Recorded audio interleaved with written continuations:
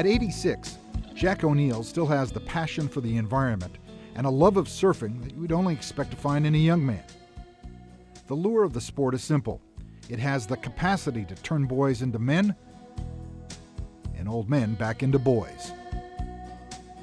I got started surfing, God, this was in the 30s, and I just got a ride on a body surfing, just a straight-in ride, and I can still see that ride, and the idea stuck with me.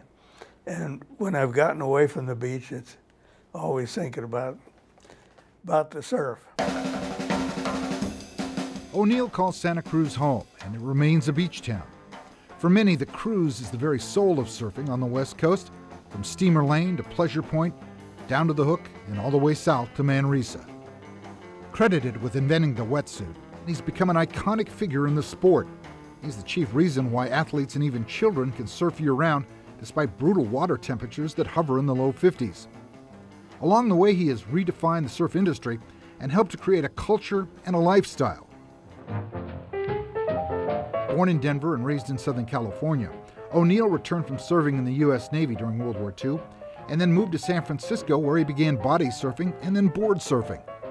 His biggest challenge back in the 1940s was trying to find some way of staying warm in the frigid water.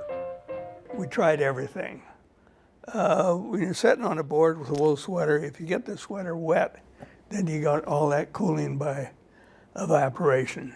I used to go around to, there were a lot of surplus stores in those days. And I'd go to see what the military, Navy, SEAL team and stuff.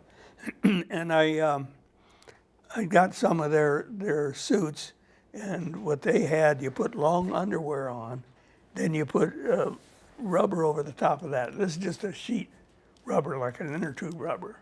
And you put it together here in the back or some way. It was great as long as it lasted. It was good for going in and out. You know, you go under the surf and stuff, but to go out there and surf in it, it'd always come apart. And when it would come apart and get filled with water, you were in trouble. O'Neill never gave up on his idea of ways of perfecting a wetsuit. He finally came up with a vest and some unicellular foam for his first prototype. I had taken physics, and I knew what the K factor and how the refrigeration, keeping it warm and cold. And I started out making a vest. That worked okay, but it was kind of like a straitjacket because the foam did not have enough tensile strength. So I put some sheet plastic over the top. It had to be close fitting because you had insulation through the material, but if you get too much water in and out, you'd lose your warmth value. O'Neill opened his first surf shop in San Francisco, but then moved south down the coast to Santa Cruz. He continued to make improvements on his wetsuit, and by the time the 1960s hit, the sport of surfing had taken off and had gone mainstream. The music, the mystique, and a new California culture would eventually go worldwide. Before you knew it, kids in Kansas would embrace surfing, and they were 1,500 miles from the nearest ocean. No one was more stunned than Jack O'Neill. I don't think there's anybody more surprised than I am. I remember one of the guys on the beach.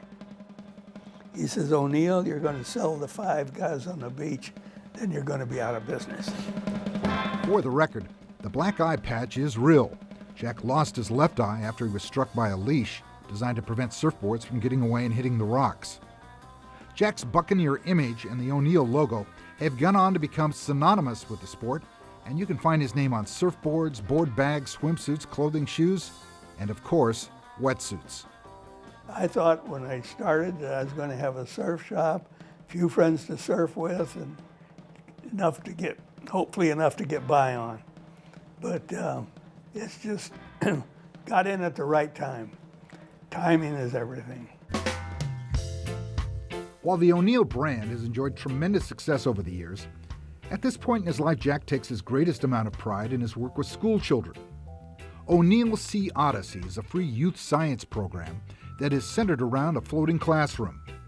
The boat is a 65-foot catamaran and works with 4th through 6th graders on Monterey Bay. Dan Halfley is the executive director that oversees the program, And since 1996, they have worked with more than 47,000 youngsters from schools, community centers, and youth groups. We teach them science, biology, we teach them about watersheds, we teach them how to protect the planet, how to protect the ocean. So we work with schools to accomplish this. We're serving 192 schools this year. We have the free program, it's a science field trip. In addition, we supply curriculum for their classrooms so they can use ocean concepts to learn science in their classrooms. Teachers love it, the kids love it. I think that's one of the best things I ever did.